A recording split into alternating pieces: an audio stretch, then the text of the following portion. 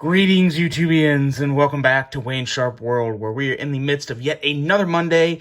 But it's not just any Monday. Today is a much more celebratory Monday because it is July 4th, 2022, America's birthday. So with that being said, we're obviously going to have a little theme to today's, to this week's carry. But before I get into that, I want to thank you guys for tuning in today. If you like what you see, please do me a huge favor. Hit that subscribe button, follow along, and I will continue to bring you the content.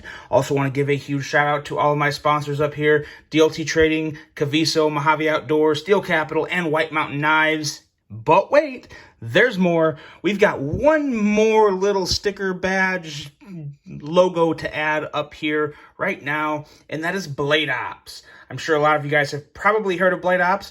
I'm working on getting something a little bigger to stick up here to represent Blade Ops, but Blade Ops is officially part of the Wayne Sharp World sponsorship crew / friends / cool people. So another retailer, guys, for you to take a little closer look at.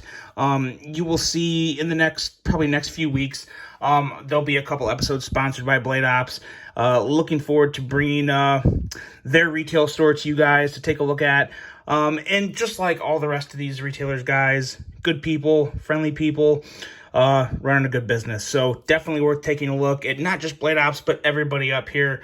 Really excited to be continuing to grow this channel and looking forward to what's ahead. But with all that being said, let's get into it now and take a look at my knives. So the theme this week, I tried to make it nice and colorful and American, and I did a pretty good job of that. Had to make a few exceptions, but the theme for this week, red, white, and blue, and predominantly American-made, or at least an American-related company. You'll see what I mean as we go through the list. But first up in the pocket today is the Doug Ritter Mini RSK. This is a KnifeWorks exclusive, and this is a special handle. No blue, but it's got some red and white, and if there's one brand, one person to really bring attention to today, it's got to be Doug Ritter. If you guys don't know about Doug Ritter, I'm sure probably vast majority of you do.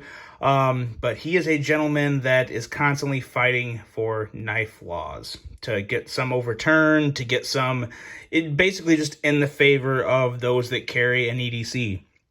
Because there's a lot of ridiculous laws out there that are just pretty stupid, to be honest, but nonetheless, they are the laws, and we have guys like Doug Ritter that are out there fighting for them, helping us having a little more freedom in our choices of what to carry on our daily basis.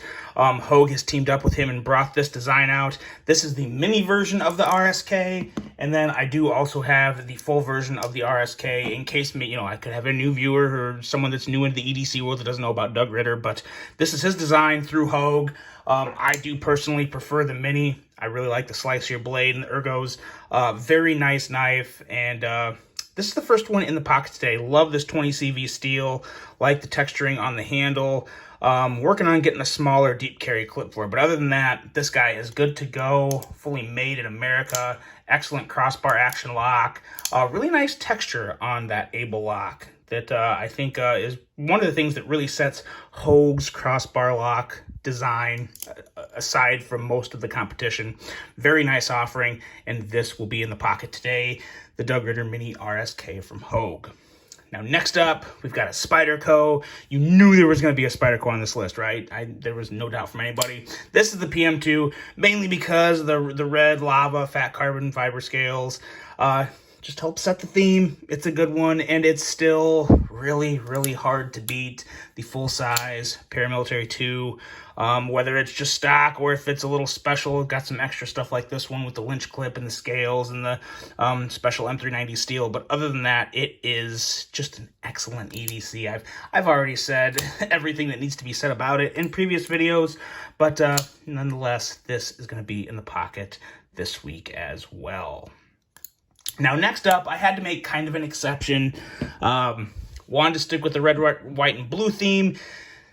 This one technically wasn't made in America, but it's basically an American company, and that is the Spyderco Swish Buoy, because I don't really have a lot of blue knives. I really don't. As a matter of fact, I think this is the only one. It's not that I actually really like the color blue. I just have never been a big fan of it on my knife handles. I think sometimes, depending on the shade of blue, it can kind of make a knife look like a toy. I don't know. That's just kind of my reasoning. It doesn't really make sense. I know. I don't always make sense. Sorry. But this, nonetheless, is a fantastic knife. One of the knives I carried on my wedding day, and just one of the smoothest knives I have in my collection. And it's not necessarily drop shutty. What makes the Swish Buoy so unique is the glassy roll, the bank vault lockup with this click at the end. So good. Excellent, excellent blade that is slicey as all get out. Wire clip that feels pretty good in hand. Even with that point back there, you don't really feel it that much because not much of your hand is really pressing against that point. Just an excellent knife. It really is a very clean design, and one that I really had to get my hands on when I found out that Knife Joy was doing the exclusive here. Can I get it? Yeah, it's pretty easy to middle finger flick. It helps if you actually have some nails. I don't have a lot of middle fingernail right now, but it's still just an excellent knife. Very smooth, very glassy action, and just a beautiful blade. One that I enjoy very much, and one that will definitely be in the pocket this week as well. Next up, we're going to end this list. Still got two knives, but from the same company. Kind of giving it away now. But what we have here is the TRM Shadow. And not a lot of red, white, and blue, but this is kind of a burnt orange / red color. So, yeah. But it's made in America, so that's why it's in the pocket. And it's also in the pocket because it just has some of the best ergos you can get on a knife. The combination of handle thinness and just the choils and the way it kind of tapers down here at the back of the handle truly does make this one of the most comfortable knives to get in hand that I have in my collection. This is easily in the top 10, could possibly be flirting with the top 5. Very, very smooth action. You got to get a little used to how the river lock, excuse me, there's all these names for the crossbar locks. This river lock here, you got to get used to how the blade works with it, because this is a very thin blade, which means it's a very light blade. Even though it's really wide, there's still not a lot of weight to this. There's definitely more weight in the handle than there is in the blade. So you just have to get used to that, and it takes a little feel to get this action down, but once you do, it really is incredibly smooth. And it works so well. The more you carry it, the more comfortable you get with it. And it does not take long to get comfortable with these ergos because they really are just fantastic. Love this clip. Everything's recessed. The milling, everything. This is by far my favorite TRM knife. And I think that one will hopefully be a little easier to attain in the future. But yeah, it's a good one. And if you ever wanted to go mid 200 for a knife, I believe this is 279, which isn't exactly mid, but being fully sourced and made in America, one of the best knives you can get in its price range. Really is fantastic. One I love a whole lot, the TRM Shadow. And there's going to be a battle of the blades with the TRM Shadow in it coming up. Taking on a knife that someone made a recommendation on one of my episodes that I uploaded, and I thought it was a really good recommendation, so I'll be making that video here at some point. And last up, obviously, you know it's going to be a TRM. You probably know what it is. It's the Tie Atom, and there's no red, white, or blue, but it's actually all tie, so it's kind of a neutral color, so maybe it's like comparable to white. I don't know, but it is, again, fully made in America. And these titanium scales, these are probably the most I'll ever spend on an extra set of scales for a knife. These were like, well, I didn't quite pay $200 because I had like some credit card points and whatnot and a gift card, but anyway, they're $200 retail, but they absolutely changed this knife. This is not the same Atom you're used to. If you've experienced an Atom before, the weight in hand, the feel, the solidity, everything, it adds slender beefiness to this knife, I guess is the best way to put it, because it keeps its really nice thin handle, excellent width, but it just has that little extra bit of weight. But it's titanium, so it's not like super heavy like copper or brass.